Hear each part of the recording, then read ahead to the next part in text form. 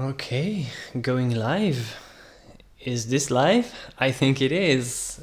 And welcome for the very first live stream in my new studio. It's an honor and a pleasure to have you here, sharing this moment with me, with my new setup. And to be honest, I'm not going to paint today. It's mostly going to be just hanging out, chilling and set up. And before we start, you have to tell me, how is the sound? Like, is the sound from this mic good? Can you give me some feedback? I need to set up this new streaming system, so probably there's going to be some technical difficulties, as we always have to deal with. But yeah, it should work. It's a joy to have you here. How are you guys doing? I'm gonna watch live so I can have your, I'm not just checking my phone, I'm checking the comments. So if you want to say hi. Sound is good, okay, thank you. Hello everyone, Polly, Parody, Diki Orson.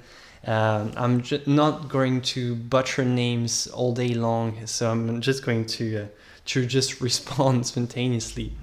Hi from Norway. Hey, how's it going, Norway? All right. So here we are. This is it. So you're saying that the mic is decent. Cool. Cool. A little bit echoey. Yeah, I don't have really a choice. Like the room is echoey because it's quite big. I'm gonna try to keep the mic. I can try this. I'm gonna try a different setup. So note to yourself, this is setup A and the next one is going to be B, so you have to tell me between A or B. So this is A, test, sound, echo, and this is B. Okay, B, test, echo. How is it going? Guys? Does it sound better? I'm going back to A. Please tell me how it sounds. This is A. So this is just a random sample lorem ipsum dolor thing that we say. And this is B. This is just another random voice sample just to check the sound. How does it sound to you guys? This is B. So again, this is B right now. And this is A. A, B. Sorry if it spikes when I'm changing. B sounds cleaner, okay. I like A better. A is more echoey. Yeah, basically the thing is, this mic can just sample the entire sound of the room or just make it more directional. But the problem is, if it's very directional, I have to always be right there, quite close. It's just a matter of discipline for me. Or B is less echoey. I don't know how can I make a. I would need to make a sort of a thing where I have the stats of how many people responded B, because it's clearly it's a matter of taste, I guess.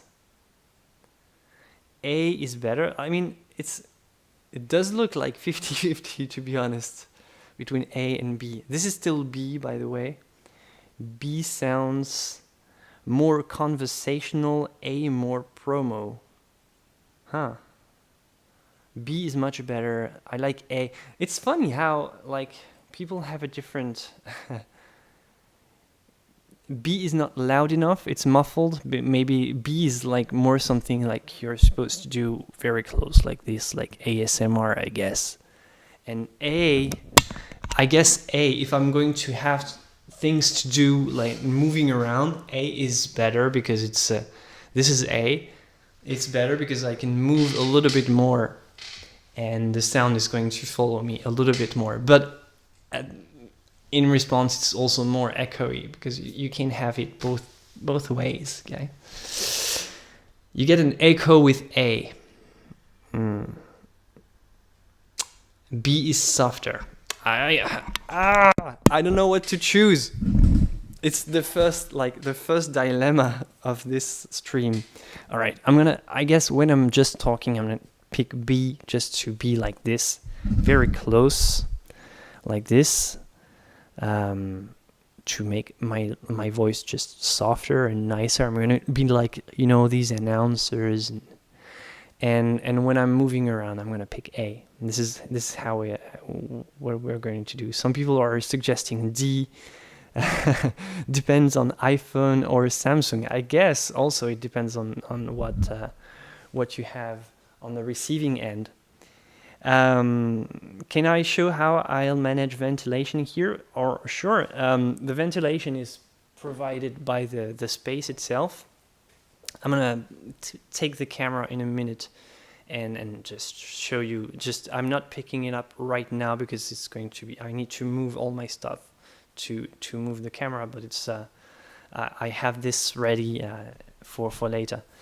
And yeah, the ventilation is mostly natural. I don't have mechanical ventilation, but there's a huge ceiling, and the ventilation, all the windows of the skylights are ventilated, so it's natural streaming upwards basically.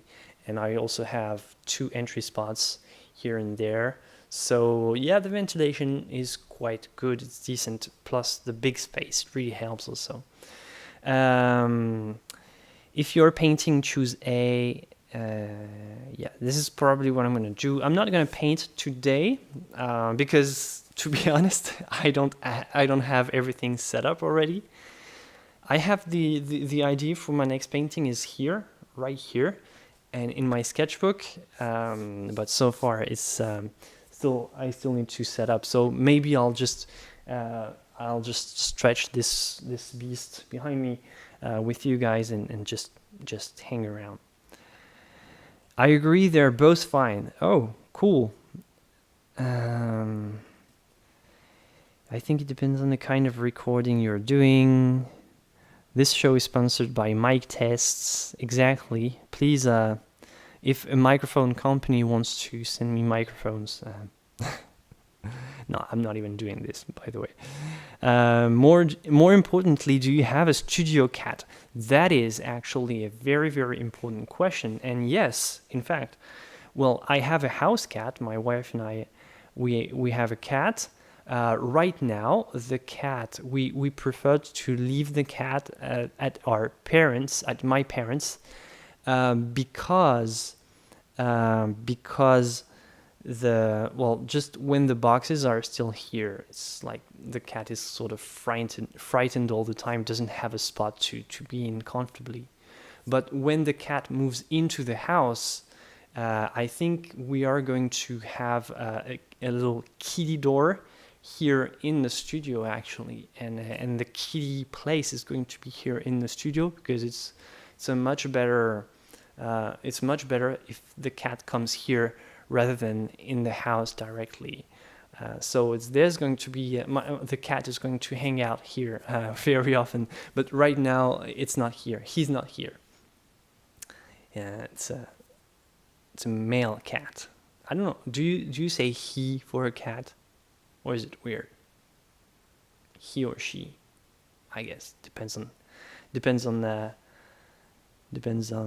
how you see it, I guess. All right, let me just take you for a tour. So now I'm going to switch to A so that the sound can follow me. All right, so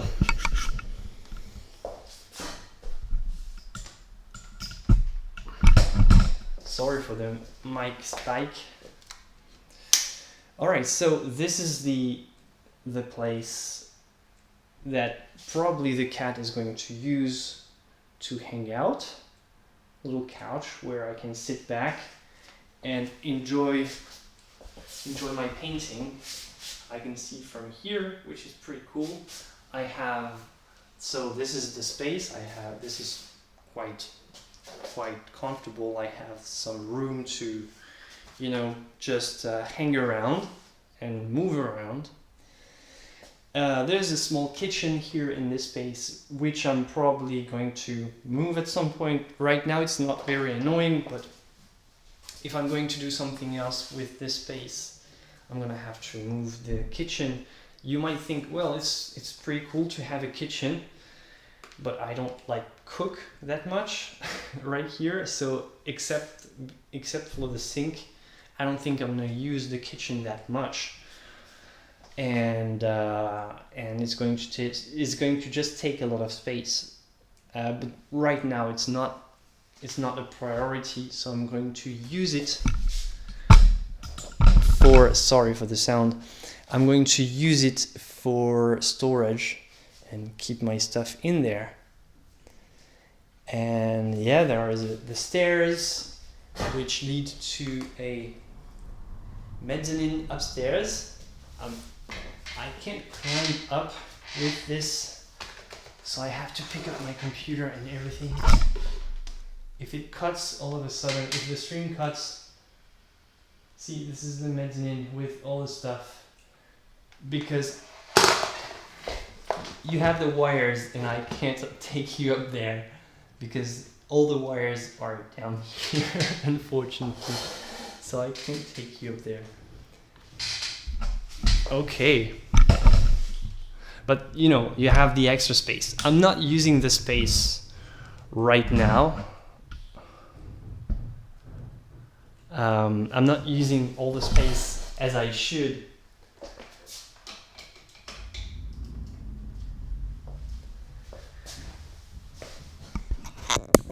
Because to be honest, I'm not using the entire space as I should, because to be honest, the goal was to just only get back to painting and leave the rest for later. I'll have time to reorganize things later. So I'll do that later. So I still have a couple of boxes here and there. All my paintings are still packed, which is something that I'm probably going to need to unpack very soon. Don't leave them in the bubble wrap for too long. But after that, my goal was to just make the light systems. I'm going to show you the lights. I'm not sure if the camera is even going to pick up something. So you see there is a window up there, and I will use an artificial light system as a complement, because the window alone, well, it's good, but first of all,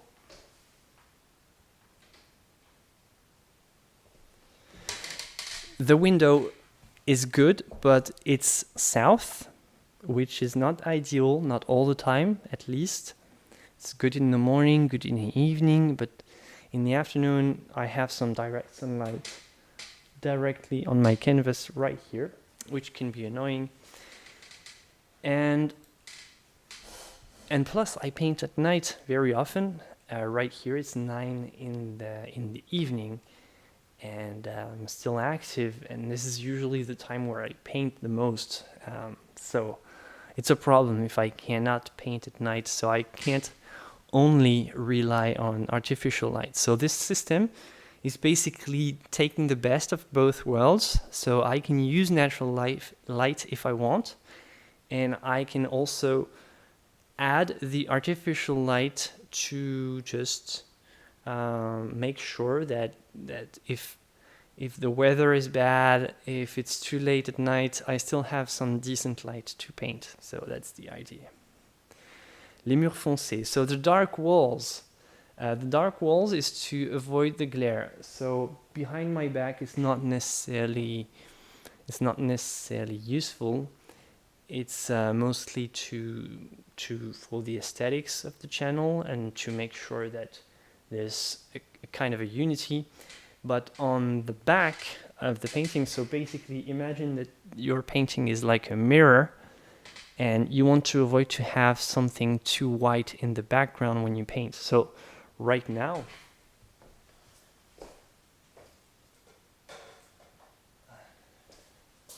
so basically if you take a mirror and you imagine that this is your canvas, when you paint with it, when you paint on your canvas, you want to avoid to have anything white, or let's say a bright light. So when I paint, I need to turn off this light right here. Otherwise, it's going to show as a bright reflection when I paint, a huge glare. And this is the same for the white walls, white and the lights. It's creating a lot of glare that I personally don't like. So I like this dark atmosphere, at least behind my back, so that whatever I see reflected on the shiny glossy surface of my oil painting, it's not confusing me, or you know when you go to a museum and you have the big canvases with a lot of varnish, very shiny, and you look up and you can't see all the upper part of the painting because they have a huge skylight above. Well, this is the point of the dark walls, is to avoid this. Where do I keep my art supplies? Good questions. So a little bit of everywhere. I've tried to prioritize, the empty space to roam around and move around, and put all my stuff in places that are not annoying. So like the drawers of the little kitchen, I have some things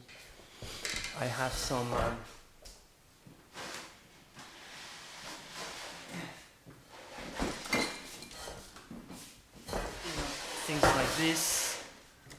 I have a lot of little things like this, boxes and stuff, and I keep all my art stuff in boxes like these, so that I can always like move them around if I need. So it's kind of heavy right now because it's packed, but still I have my video equipment here.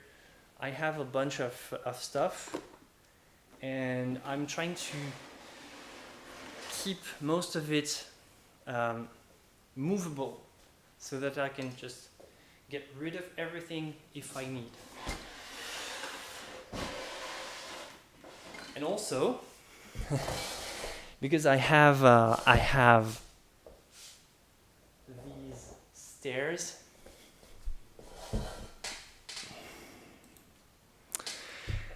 I've also had to work.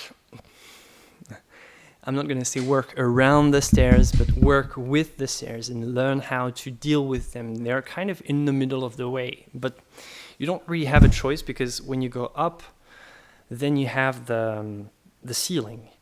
So they are kind of forced to be here in the room. They could be pushed a little bit further away, but they kind of take a lot of space of this, nice space. So basically, my idea to deal with this was to put as many things below as possible. So for example, I put this here.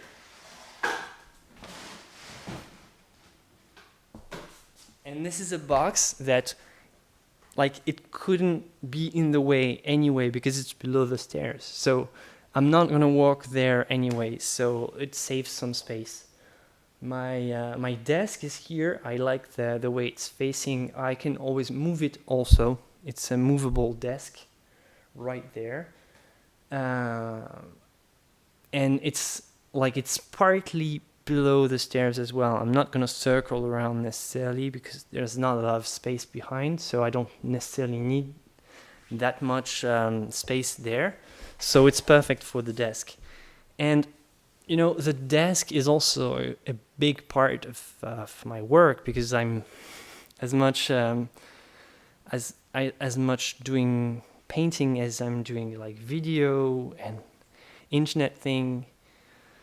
So the desk is still an important part of my work process. So I need to keep a good space for the desk. You can get the trolley kinds. Yeah. I have a lot of trolley things. Basically, right now, my computer is on a trolley. I don't know how they call this, trolley thing and drink cart. My palette, by the way, is a trolley. It's right here. It's on wheels, so I can move it. But this isn't new. I'm gonna go back to A because this isn't a new thing. The palette is something that I have had for a while. And by the way, I need to set it up, so why not do that with you guys? Because I changed the size of my upper part. So right here I keep also keep a lot of stuff below the palette.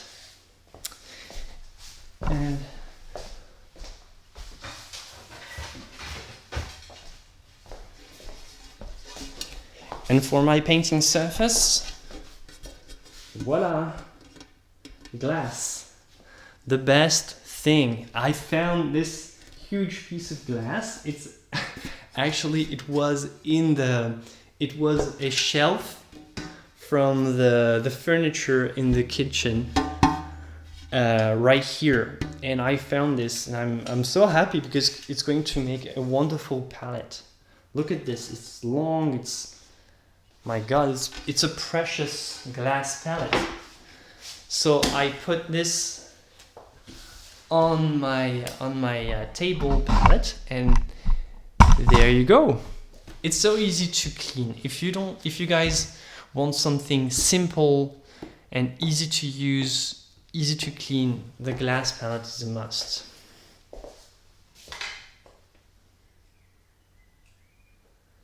Un conseil, il installe des contre-marches. Ok, je verrai.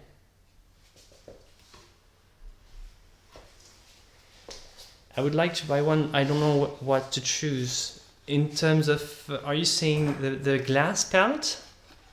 I mean, you don't necessarily have to buy one. You can find them. I find them often in people throw them, to be honest. Like when they change windows, or sometimes you have coffee tables made with these. I've never bought a piece of glass for a palette, and I've had many already. So I don't know. I don't know how I find them, but I always have an eye for them.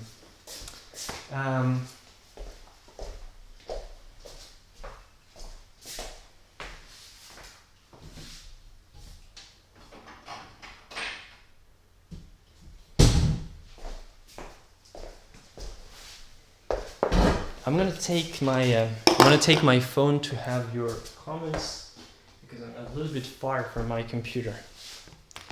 Am I doing okay in terms of framing? All right. Okay.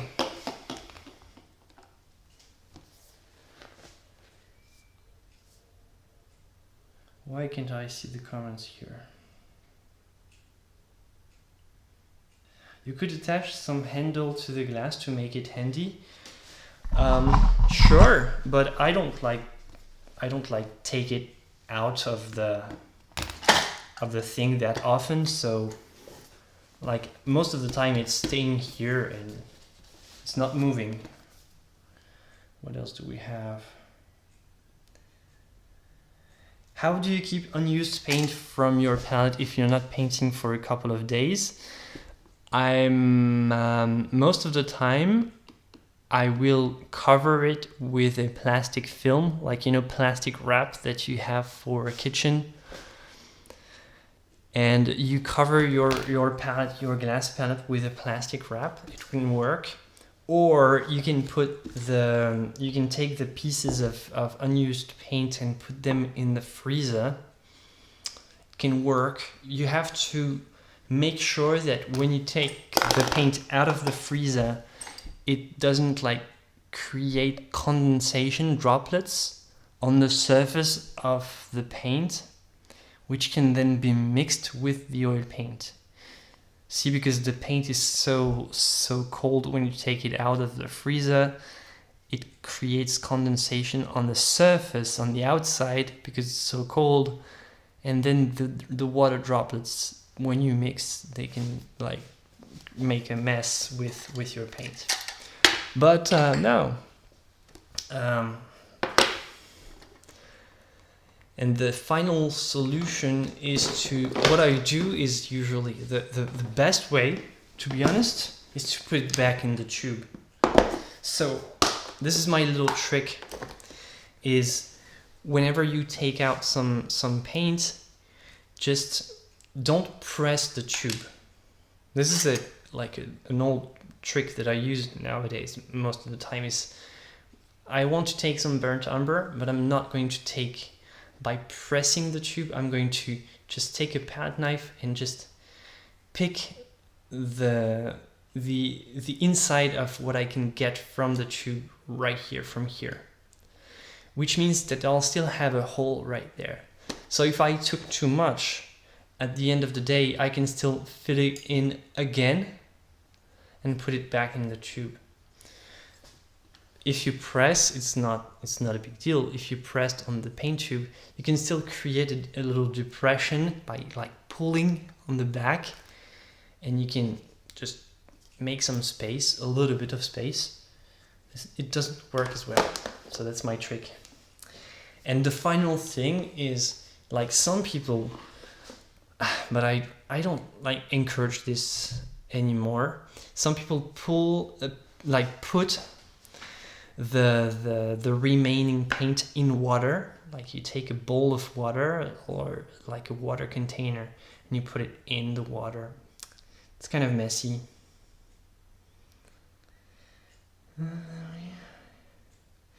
Greetings from the Twin Island Republic of Trinidad and Tobago, sorry. You got fans from far around the world. Keep up the great work. Thank you very much, Kevin. Do you even work fully in grisaille style? No, I don't work fully in grisaille style. I always work in full color right now. This is something that I used to do. And this is probably something that I will do if I have like a very specific project in mind. Like, you know, I don't know. But maybe for certain effects. But I'm not like for regular portraits or regular person figure. And this is not what I'm going to do. Out of focus. Oops.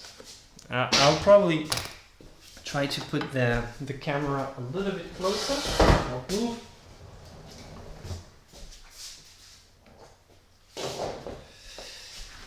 I think the camera is having a hard time focusing here.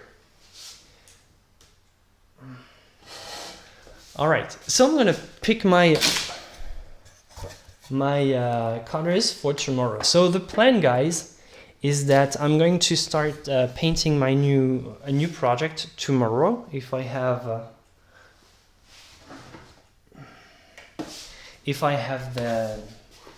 everything goes right, I'm gonna paint tomorrow. Let me just.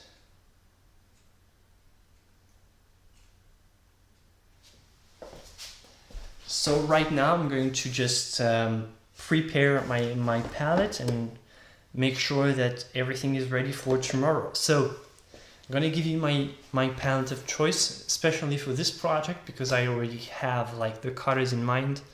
So I'm going to pick burnt umber, transparent red oxide, yeah. So basically this is my reserve, this is my stack, but I'm not using this all the time. It's not even all the paint that I have, by the way. So for each new project, I'm going to choose things that are in line with the color harmony that I want, and I'm going to stay with this box. This box is going to be my selection for the project. I'm going to try to avoid picking new colors and try to keep things limited as much as possible, even though I'm never like a big limited color guy. ultramarine blue PB19. This is my baby. I eat this every morning. No, just kidding. But ultramarine blue is one of the colors that I use the most. I have another one here. Great color. Is this your first painting in the new studio? It's going to be, yeah. It's going to be. So titanium white, of course. Let me see. Am I going to need quinacridone? Maybe for skin tones here and there. I'm going to pick quinacridone rose PV19.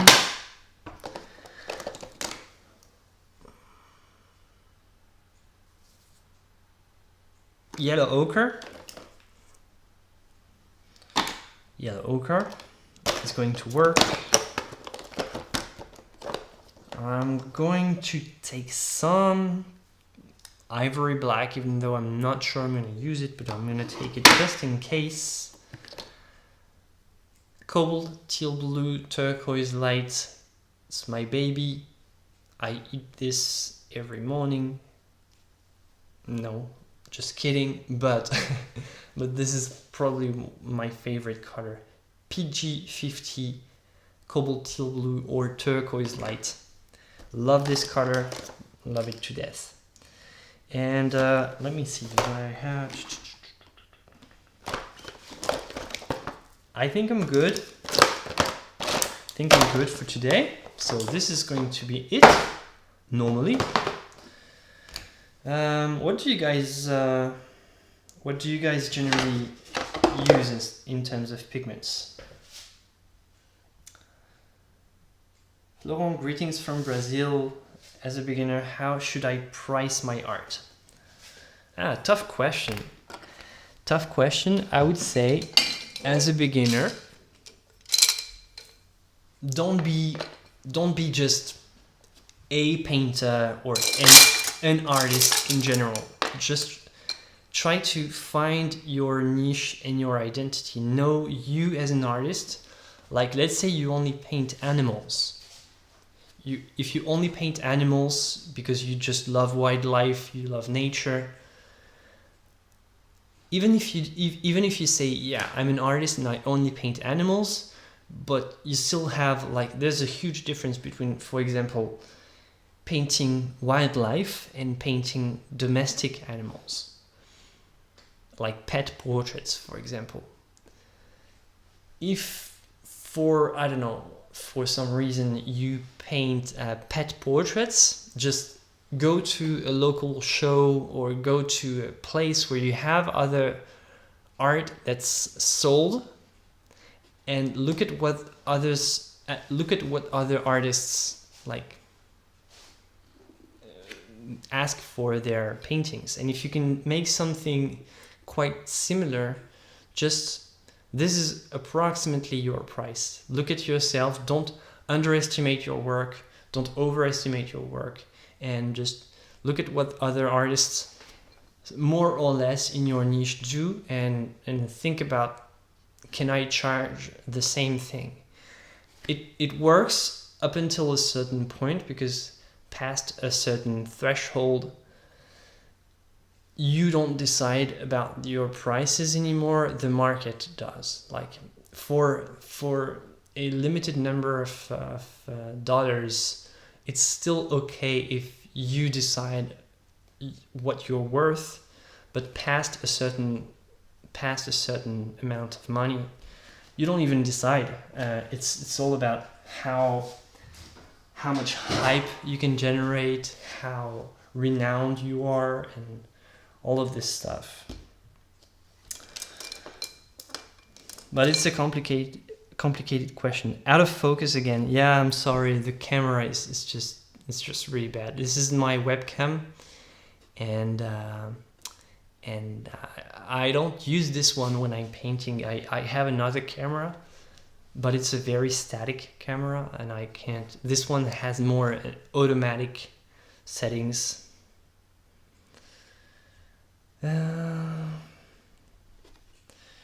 For practice, what kind of sketchbooks do you suggest for oils? I like painting paper. Like Canson has a good painting paper. Figuras, I think. They're not paying me, but maybe they should. So Canson Figuras has good, like for practice. It's kind of good.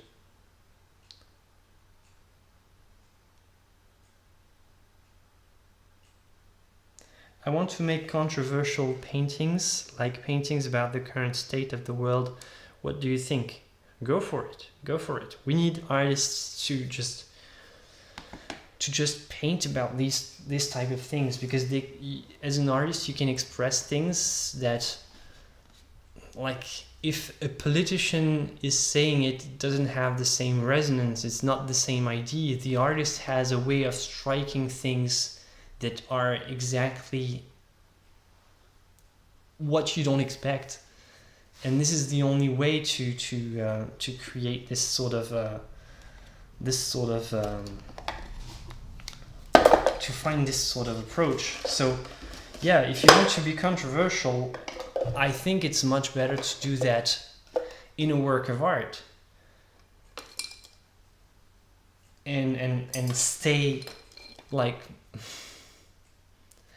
polite in like civil life, and if you're politically engaged, just stay nice, stay polite, and if you have some rage to express in your paintings, go for it. This is the place. I think this is the place. Art can have a controversial nature, and it's I mean, today it's even quite accepted, to be honest. So you're just going to fit in.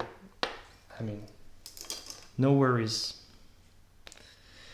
Do you have art prints for sale? Not right now, but I'm probably going to have soon in the future. Where is your work available for purchase? It's not right now. Won't it make me look bad in the art world? Well, it depends if it's part of your identity, but let's look at it's even like I don't know if you can call that the art world, but look at Beeple, like the guy who sold his NFT for like millions of dollars. He's creating quite controversial, like, digital paintings every day about Donald Trump, about like all sorts of things, like random things, basically. Some are controversial, some are not, and people can just deal with this. If it's part of you, if it's what you do all the time, maybe the first 1, 2, or 3 paintings will be met with, weird looks, and you'll have some people who will say, "Oh, really, this sucks." But they will just pass, and soon you'll have like people who are interested in your ideas, who will feel attracted to what you can offer. So I don't think it's going to be a problem. What's the best thing about your new studio? The space and the nature outside, and having my family in the new house and everybody being happy. This is the best thing. All right, what kind of paintbrush do you use for best results? I use a little bit of everything, and right now I'm switching more to synthetic, to be honest. And by the way, I'm taking some new synthetics right here. I generally stick with hog bristles for the main part, and right now I'm using more and more synthetic because I'm learning to see what I want in synthetic, and to be honest, I can't describe or tell you exactly what kind of synthetic brush you should get. It's just a matter of trying, feeling if it works with you, with your style, and if if it works, just keep it. Because yeah, to be honest, there are so many options that like they're not paying me for it, so I'm not gonna give you names, but but you have so many options that and it's such a complicated chemistry between your movement, your style, the consistency of your paint, the texture of your canvas. It can be a lot of things, so it's all a matter of feeling. You need to feel the brush in your hand pressed against the canvas, and then you understand if it's the brush for you or not. And I had to go through a very long and tedious and expensive process of trying many brushes. It was expensive because I had to basically buy one sample of each brush of like various types just to try, just to see how it feels like. Is it easy to clean? Is it good? Is it bad? And I have many brushes that I've just bought out of curiosity and now I'm not using anymore because they suck. But before you can find the right one, you're probably going to have to go through that.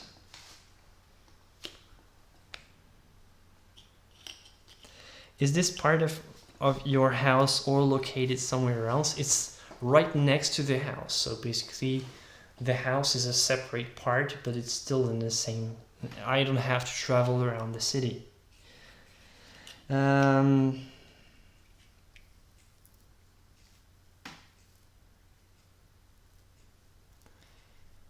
Still about the controversial art. I think we have always learned through controversial art throughout history. I agree. I'm entering a big art contest. Have you got any tips? Just make good art. Sorry, it's not a tip. No, just look very carefully at the description of the contest and the requirements and try to meet the requirements. Just like at school. Just like if you want to have good grades, you listen to what the professors want and you give it to them. Tes pinceaux ont l'air super propres. Un conseil nettoyage. Your brushes look super clean. Do you have advice to clean them? Soap and water. Yeah, soap and water always works, and it's clean. You don't need solvent, you don't need anything. Generally what I do is I use liquid soap, like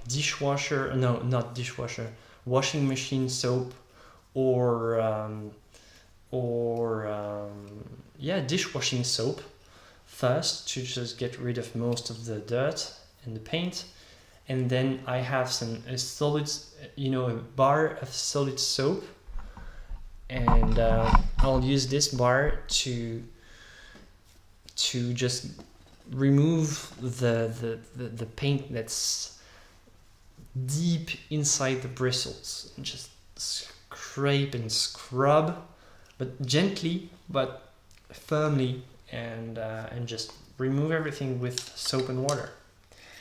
I'm talking, and I'm not like setting up properly, guys. Where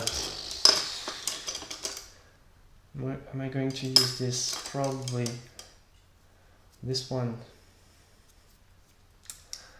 Okay, couple of brushes, couple of things here and there.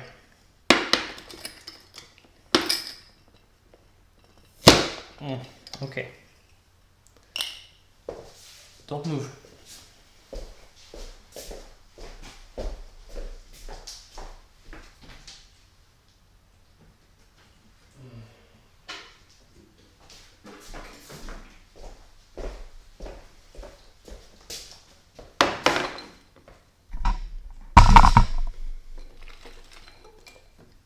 Guys, if you don't have this in your studio with oil painting, and you paint with odorless mineral spirits, you need to have one of these.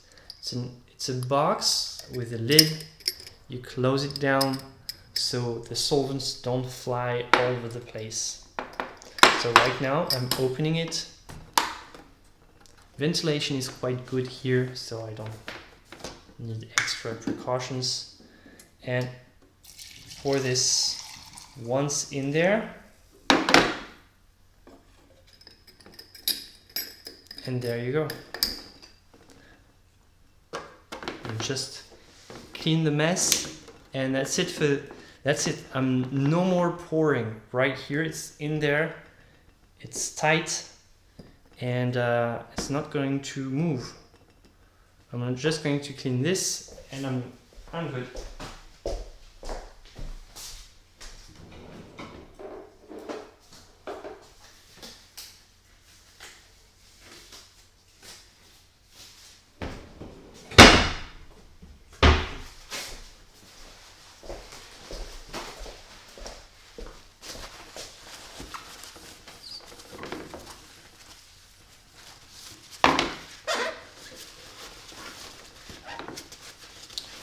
There you go. So now I'm done with solvents. That's all the pouring I'm going to do.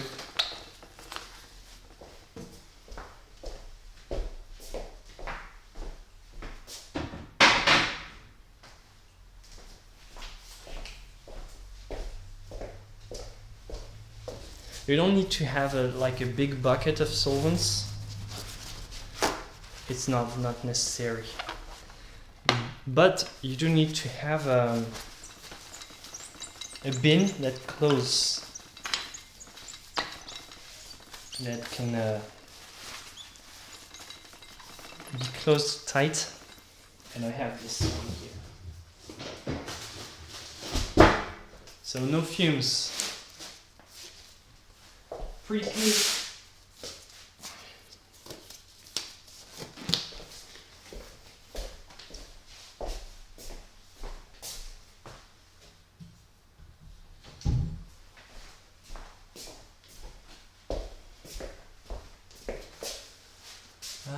Where is my thing?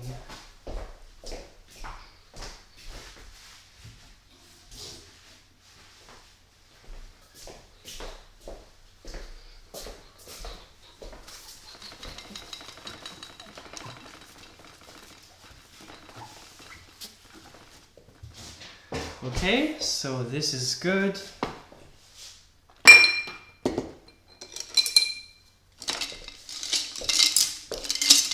I think I'm good with my palette.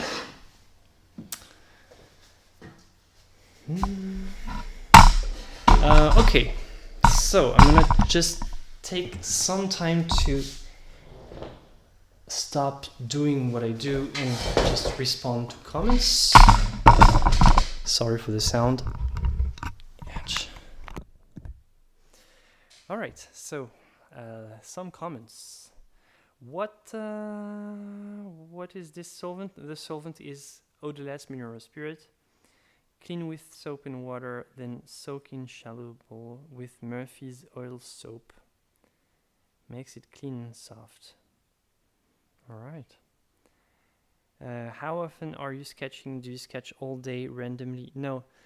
My use of sketchbooks is technically only for specific projects. So basically, one painting is equal like one page in my sketchbook. I'm gonna work on the composition in my sketchbook and then transfer it to the canvas. I can show you maybe.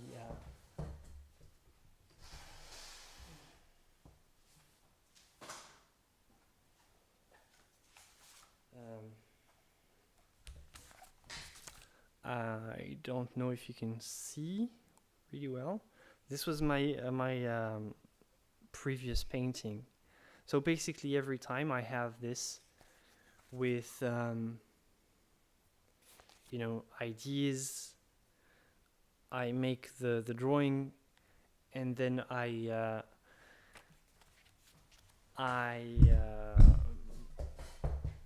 sketchbook is oriented towards making a painting in the end. So when I sketch on the sketchbook, I make sure that I make a frame in the sketchbook that has the same proportions as the canvas that I want to paint. So if I know that this canvas is, I don't know, 1 meter on 80 centimeters, I'm gonna make like, you know, a little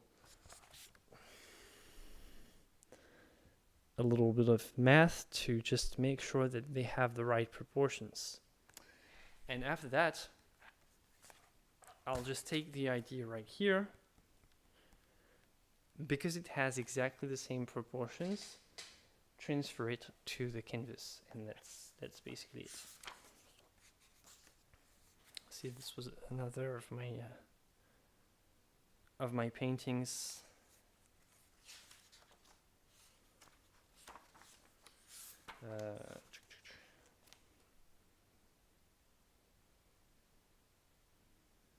Doesn't look like much in my sketchbook, and I don't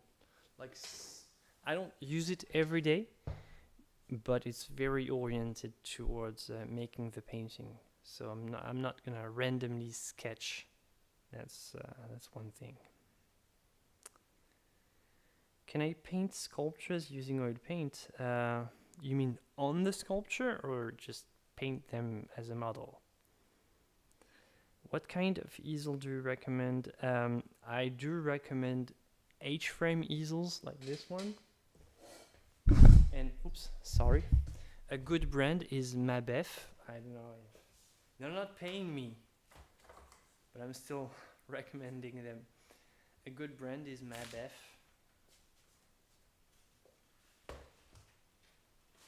They're pretty sturdy. This one is a kind of a simple model. I like it, but maybe when I have money, I will upgrade. But it's sturdy. The only thing is, this one has I don't know how you call this system, with like cricks below, like this. It's better if you can get one with a winch, or I don't know. It will work better. How often do you change the solvent in the air dryer? You don't change the solvent ever, really. You just leave it there. What you do change is you scrape off the dirt that's going to settle down below. So basically, when you clean your brushes in this jar, the paint dirt is going to settle down because of the weight, and at some point it's going to just make a big pile of mud at the bottom. So you just want to remove the solvent in a glass. You scrape everything carefully. You don't put anything on your skin. Put that in the trash, and or to waste disposal facility, it's probably better. And then you just put back the clean solvent, and that's about it. And you recycle, so you never throw it away. The only thing you need to do is to pour some back like regularly, because by constantly using it, you run out of it at some point. Can I turn up my mic, please? No, it's because it's a setting of the mic that's... Oops. The setting of the mic was not the right one. It was not B, it was secret option C. Sorry about this. The sound is gone. Okay. Sorry. Apparently, the mic decided to change settings without notifying me. What music do you listen to when painting? I like metalcore, most of the time, or like even sometimes classical. Depends on the mood, to be honest.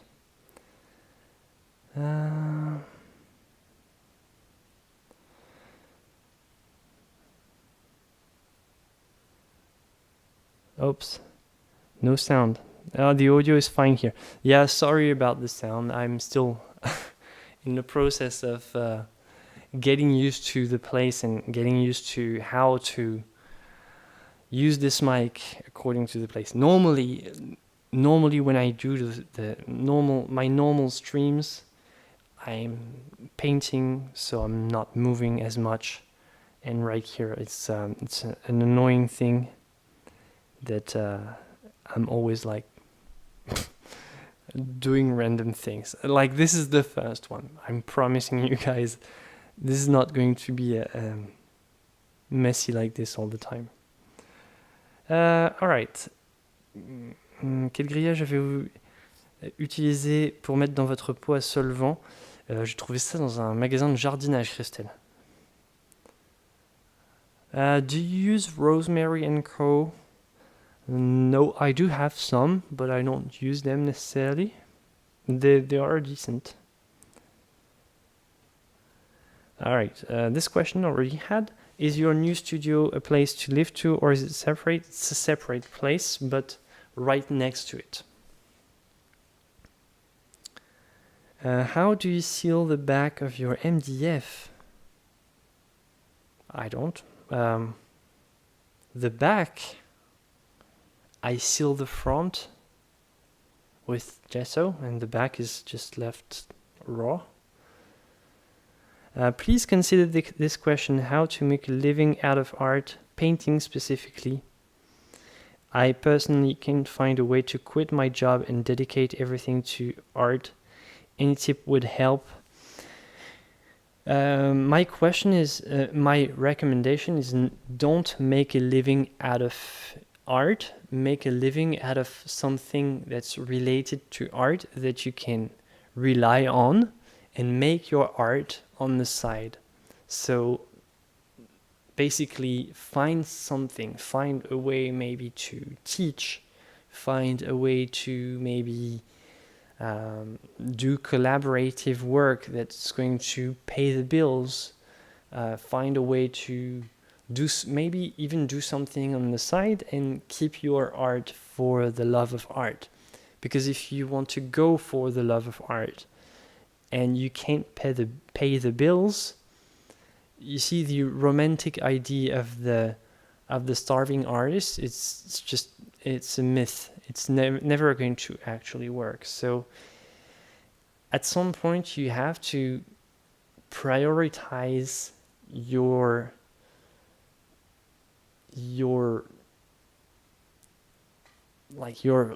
normal life, like getting food and paying for electricity and paying for your art supply. And if it means working at the gas station, I mean, I see no problem with this. The matter is that you do the art that you want to make. This is the most important. And I've spent many years working on the side, actually, and I had this in mind that I needed to just make the art no matter what. And this is how it works. And you'll find a way. But don't rely too much on just selling your paintings to make a living, because you're going to... It can work, but it's a very risky, how to say? It's a high risk, high reward kind of thing. And it can be a high risk, low reward if you sell for not that much money. It can be a huge disappointment that the only thing that you're relying on to pay for food is to sell your paintings. And very soon you realize that, okay, I need to paint some crap for tourists because this is the only thing that sells, and this is what you do, and you start hating your art. And this is not something that I would recommend. So, yeah, there's no shame in finding another way to pay for your creative passion. Your creative passion is something different, out of this world. It doesn't have to pay for your electricity, for your food. It's not a shame if you work. What matters is that you do the art, and you are still an artist. you're still an artist. You had many artists who were working on the side, who had like day jobs. Like not all professional artists have been making just that. So yeah.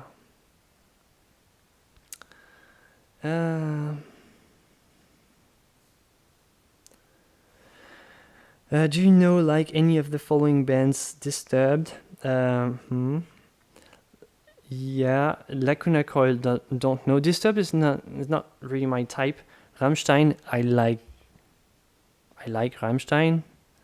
Ice Pressure, don't know them. As-tu des œuvres que tu refuses de vendre car tu es trop attaché? So the question is, are there paintings that you refuse to sell because you're too attached? Yeah, maybe the paintings of members of my family, my wife, things like this. Oh, there's a cat here. Black and white cat. Hello, guy. Ah, too bad. I wanted to show you. Oh, not my cat. Hey, who are you? Who are you? I wanted to turn the camera, but the cat is gone.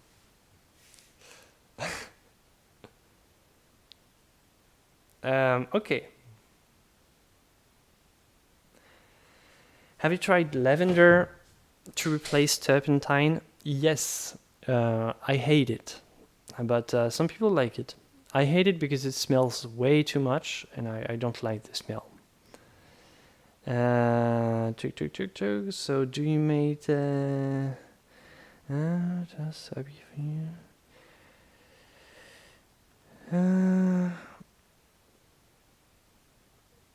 how do you get around the issue of having to varnish? Oh, okay, this is a pretty technical question. Interesting one if you're into painting commissions with oil painting. So the question is, how do you get around the issue of having to varnish a commission painting 6 months after it's sold? So basically the thing is, with oil paint you can only varnish after 6 months. What I usually do is when I get a commission, I'll just explain that to the commissioner, to the clients, and explain the slow drying time and the fact that they have to wait 6 months if they want me to varnish. And generally this is the option that they choose. So basically I generally give them 3 options. Option 1 is I send them the painting unvarnished, so with retouching varnish only, or a temporary frame, something to protect it for during the shipment, and they varnish themselves. Some people, varnishing is not complicated. I just give them the product, tell them the instructions. Anybody can do a varnish. They can also, option number 2 is they find a local professional, like, I don't know, an art restorer or somebody who can varnish. And this is something else, maybe going to cost more. And the third option is always the option that they choose, is I keep the painting for the entire 6 months. I send them some news about how the painting is doing, and I ship the painting when it's varnished. And this is always the option that the clients choose, by the way. I never had any other choice. Always been this one. What brands of oils do you always turn to? You mean oil paints or oil? And if it's oil paint, it's mostly Winsor Newton, Talens, Rembrandt, and Lefranc, Bourgeois.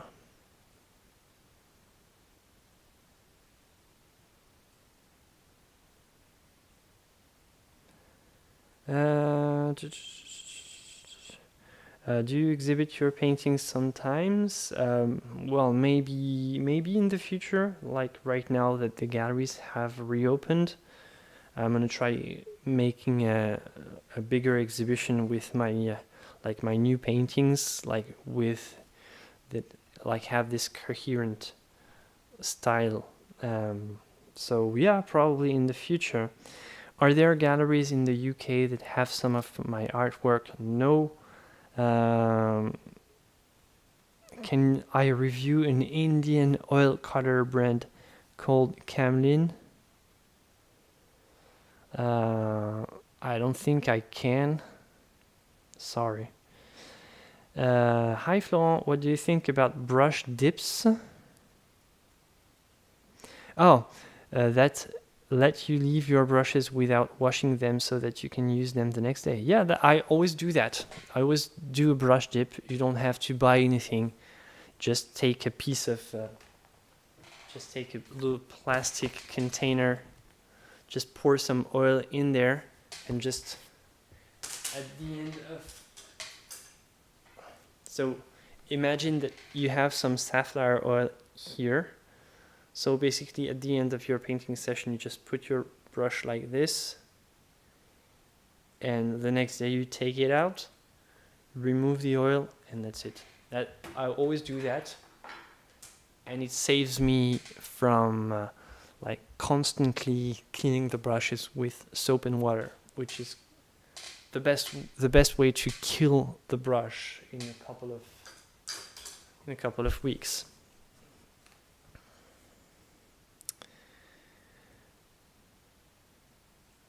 Please don't delete or private this live stream. Love your work and thanks for this Q&A. No worries. I'll probably leave it on unless I say something that's secret and that should never be told. How to get paintings exposed in galleries, museums? Well, museums, I don't know. To be honest. For galleries, it's, I mean, do I really want to start with this right now? No. You have some great artists. I suggest Carlos, I'm gonna evade the question and give it to my fellow YouTuber Rafi was here. He has some great advice for young artists, young creators. YouTube channel, Rafi was here. I don't know how it's spelled exactly. I think it's R-A-F-I was here, all attached. He has like an entire channel dedicated to, this side of art. I'm mostly about the creative side, how to get things done, and not necessarily how to I don't want to start talking about the market part of it. It's just boring me to death, to be honest. And some people do it much better than me. Okay, tell us a comprehensive color list to have on palette for both portraits and landscapes. Comprehensive color list for both portraits and landscapes. Yeah, unless you're talking about a go-to list of pigments that can do everything. Landscapes and portraits are so different in terms of the type of colors that you need. But my color list is generally listed in the description below, by the way. So, because I often get this question. And I also have the resources on my website. You can also find probably a link down there somewhere with my color wheels.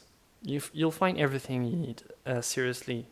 I don't want to give you the colors that I use all the time. Well, I do use more or less the same colors most of the time, which are these, more or less. Titanium white, yellow ochre, transparent red oxide, quinacridone rose, cadmium red, burnt umber, ultramarine blue, cobalt teal blue. I also use phthalo green and ivory black sometimes. You can do most things with this, but for landscapes you might want to add some more greens or some more yellows. I don't know. But I like these pigments. And I'm not always using the pigments for the colors themselves, but it's also about the drying time, it's also about the consistency, about the transparency. It's about a lot of things. So yeah. But try going on my resources on my website and you'll find more information that you'll ever going to need. Florent, is there a way that I can show my art for critique if possible? No, sorry, don't take it the wrong way, but I have many requests about this and I don't make reviews. Just want to say thank you. Your channel and others have inspired me to pick up art after 10 years and now I'm learning to paint. Congratulations, I'm really happy.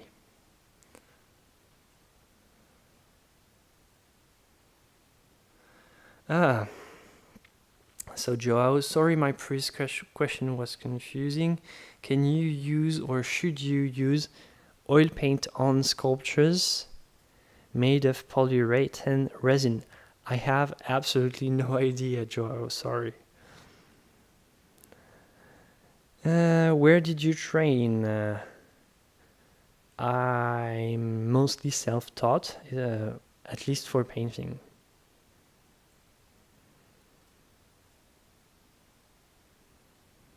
Audio is still bad. Some people say audio is fine. I'm sorry for the audio. Yeah, the next live stream, most likely for the next one, I'll do a painting, and the audio is going to be much easier for me to set. Do you use lead white or any other white which isn't too opaque as titanium? No, I like titanium, and I've never had any problem with titanium. Lead white, I would be happy to use it if it was just legal and available in my country, but it's not. So I'm not going to just order it from abroad and have it here. It's just here in France, and I think in the entire EU, but I'm not sure. Here it's restricted. No lead white. I cannot find it online. The online stores in France, they do not sell it. The regular stores, they do not sell it. I would need to order it from China or from the US or from, I don't know, and pay taxes, customs, and no way. I'm using titanium white. It's perfect. It works. It just works. Titanium white is great. So yeah, I'm not going through this trouble. Hello Florent, how realistic is it to sell art when the artist is new, is a beginner, and have not really found a style? No, find a style first. Find a style that's worth it. Do we want to sell things that you don't consider to be really, that you don't really consider, that you put your personality into? I think you should first work on your style, and once you have found, once you at least once you at least have a good idea of who you are as an artist and what your identity is, then you can start. It's going to work. It's going to make more of an impact, I think. Who are your favorite artists? I had this question many times, and I think my responses change all the time. Number one for sure is Caravaggio. Number two, probably Waterhouse. Number three, probably Degas, Da Vinci, and I don't know. But yeah. But I'm sure I have this question. I've had this question many times, and I'm always changing. What is your definition of art? No, we are not starting now. No. Not responding to this question is going to take us way, way, way, way too far. What's the difference between self-taught and not? Well, self-taught is just basically you never had a formal education with an art teacher telling you how to do things, and you had to find information on your own, self-evaluate your progression, and give yourself your own objectives, basically. Can you make a living as a new artist without using social media? Sure. But it's a different kind of art, but sure. Like going to local fairs, don't necessarily need social media.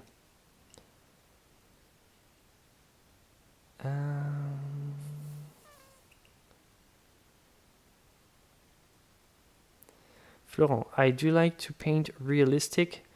Does it portray lack of creativity? No, of course not. Do those works sell? If you like to paint it, don't ask yourself if it sells or not. Just paint it. If you need to have money and you paint things that don't sell, just get your money somehow differently. Just paint whatever you want to paint. That's the thing. If you think that this is the key to your art is to paint realistically, just do it. Don't overthink it.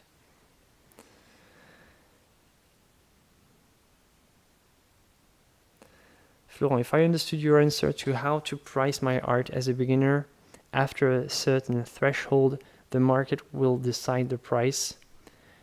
What price would that be? Above $1,000?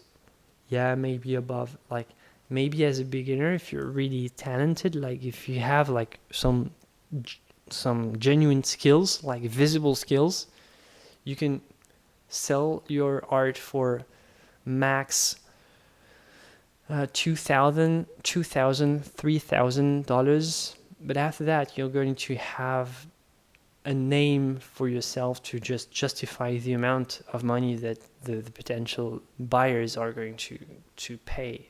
So you're going to have like an art market, like maybe art representatives that are going to just back you up and say, right, this deserves more money and stuff like this. And it's even more complicated for artists who, like, let's say abstract. If you paint abstract, you need the art market even more because, like, basically abstraction is abstraction, and I mean it's just a bunch of shapes and colors. So what is the price of this? If you have some like realistic skills and you paint things realistically and it looks nice and people can recognize things, you can probably go for 3K max, and after that you're gonna need a little bit of help if you're going to go higher, but it's still a decent price though. Paint from your heart, not for the money. Exactly, Michelle. Couldn't say it better.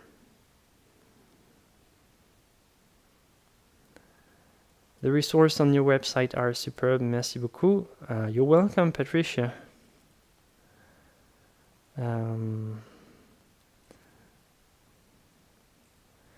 Is it possible to purchase any of your paintings? Is there any way to get prints?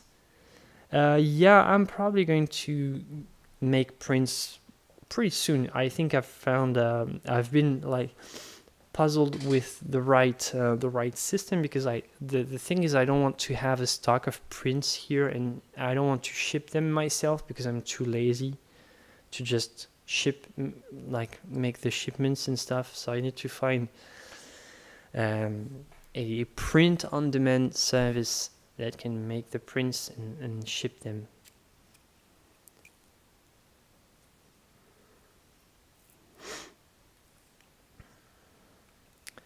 Hello, my favorite online artists, apart from you, of course, thank you, are Vladimir Vologov and Mark Carter. Have you heard of them? Of course. And what do you think of their contrasting style, realism, Sargent style? I mean, they're both great artists. I love them, love their work, I love what they do, and love how they share, basically for free. On YouTube. Congratulations on your new studio here in the Netherlands. I bought Hold Oldend. Oh, that's original. And Kramer lead white. Okay, you can have lead white in the Netherlands. I never tried the Old Holland, but I'll keep that in mind. Oh, lead red and Naples yellow lead. Okay, pretty cool. This is not the kind of thing that you can find in France. How did you find your style? Work very late at night, every night, and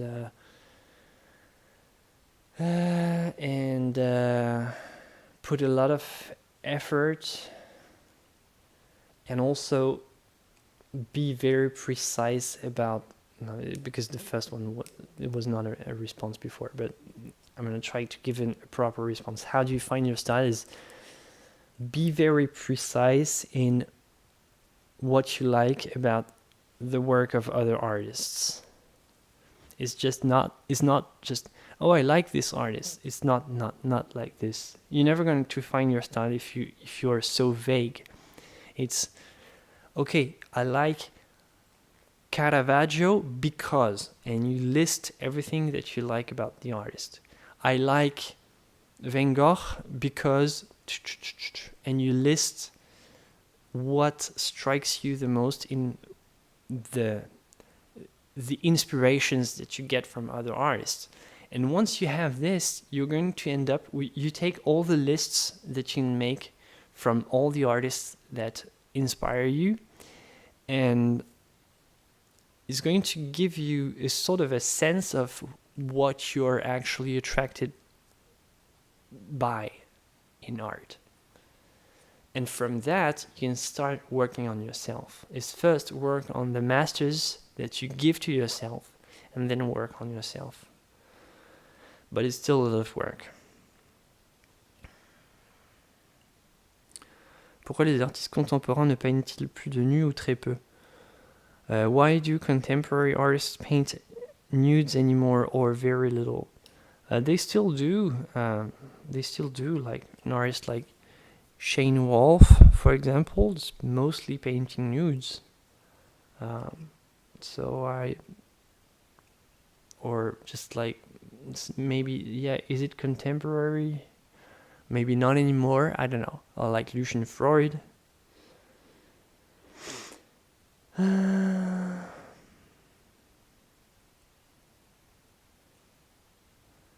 Have you seen works of Christian Hooks? Could you suggest how to incorporate abstraction in realistic paintings? I don't know. No, I'm not familiar. I'll look him up. Your English is perfect. How did you learn it?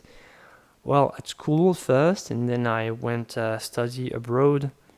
I studied in Germany and then in London, so pretty much got used to speaking English. But I still have some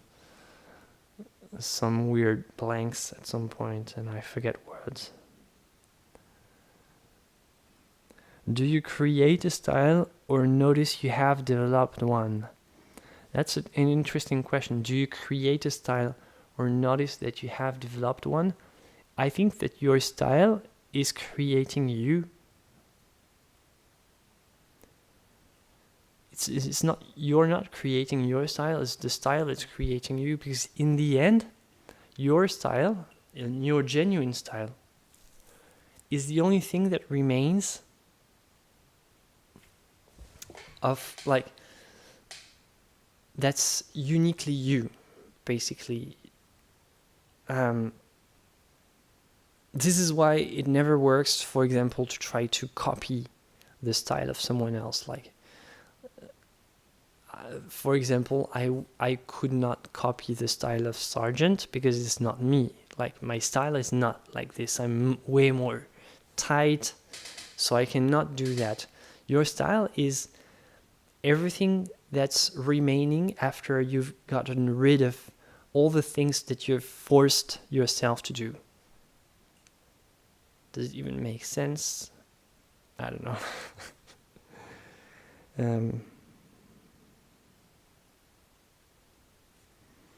How did you learn so much about the technical aspects of art if you are self-taught?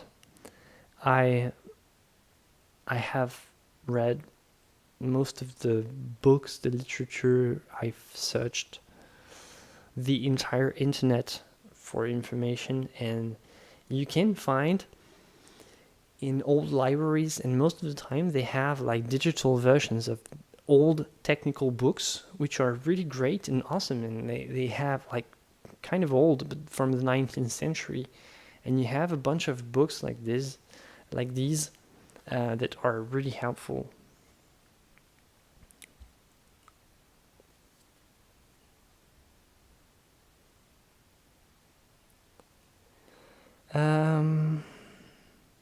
I don't like Old Holland because the words fade off the labels. Okay, I don't know. Between the techniques you have developed, created to improve your painting process, which one are you most proud of? The technique that I've developed that I'm the most proud of is probably my direct drawing to painting transition. It means that I'm very proud of this, not because it's something to be proud of, but because it saves me some time. It's just I can get from only this to a complete painting without transitioning to like multiple color studies and stuff. I've gotten so proficient in my approach and so clear about all the things that I do automatically that I can just take my sketchbook, see the idea in my head, and I'm making it happen directly on the canvas. So I'm not wasting time making multiple studies, making a grisaille study, a color study, a preparatory drawing, a transfer. It saves me a huge amount of time, but the downside, if you want to call it a downside, is that I do a lot of pentimenti, which means that you repaint on your canvas. So I do a lot of scratching on my canvas. I do a lot of retouching because, of course, when you only have this and you want to paint this on a big canvas, you're going to make mistakes. And I'm kind of proud that I'm letting the mistakes happen, and I'm correcting them if necessary. I'm not trying to slow down the process. I want to go directly to the painting. And I'm kind of proud of this approach, of this directly jumping from a simple drawing, from a simple idea, and letting the idea sort of develop on the canvas directly. I'm kind of proud of this. Can I prove... Oh, you're killing me. Can you prove you're wearing pants right now? Yes, I can. I think... Oops. Oh. I forgot.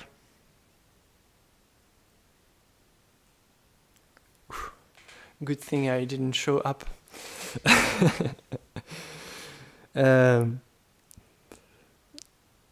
What was your side thing when you were practicing art and finding your style? I was teaching. Okay, can we get a video sketchbook tour?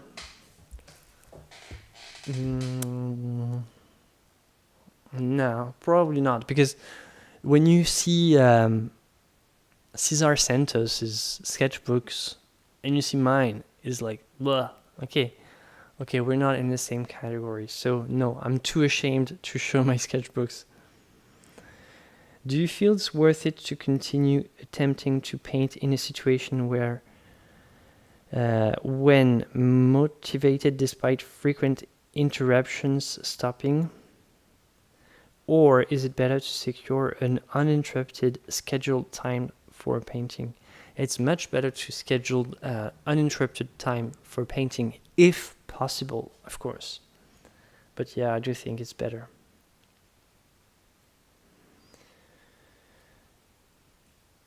Should your own style be strong enough so that your paintings are recognizable as yours? It will be. It's not should it be, it will be. It will be. It's not even if somebody can confuse your painting with someone else's, it's that they're not your paintings. It's a sign that you're trying to imitate someone else. Cotton or linen? Linen. Is linen worth the investment? Yeah. You remind me of my teacher here in Lima, Peru. Total admiration for you. Thank you. And say hi to your teacher. Hi, how are you? I'm fine, Regzig. How are you? Sorry if I'm butchering your username. Do you ever deal with imposter syndrome? All the time. Cotton or linen? Yeah, I already had this question. Linen. Sorry, sometimes I'm too slow to catch up.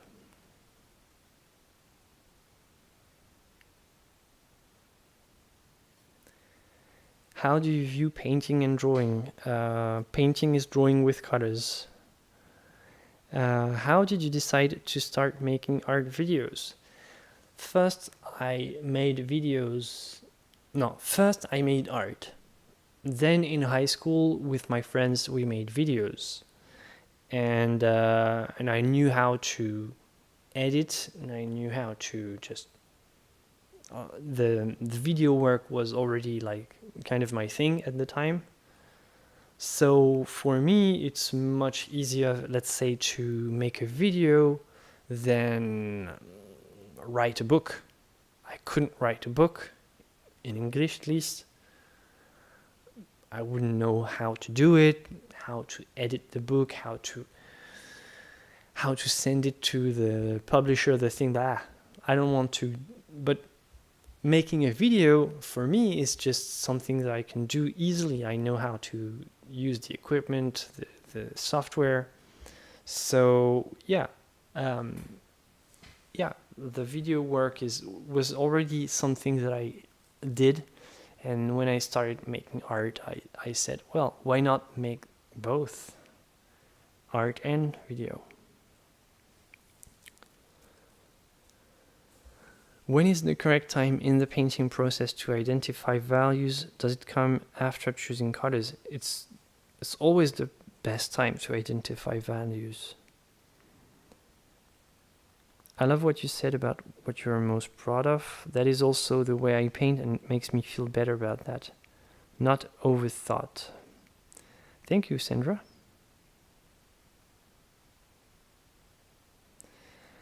Okay, is there any use for water in oil painting besides drawing or cleaning with soap and water? No. Aurons-nous la chance de te revoir peindre en direct dans la future chaîne sur YouTube, dans le futur sur YouTube? So I'm translating. Will we see you paint in the future on YouTube live? Sure. The setup right here, it's going to be much easier for me to just put a camera in the corner and just randomly stream and show you my paintings.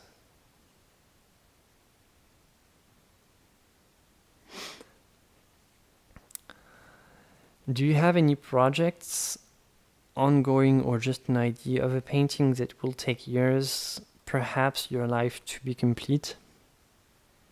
No, not right now. If I start something, it has to be achievable in the foreseeable future.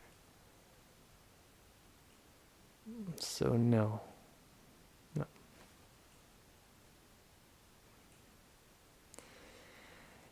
I'm thinking to start painting after seeing your arts. Yeah, thanks. Congratulations and good luck. Good luck painting.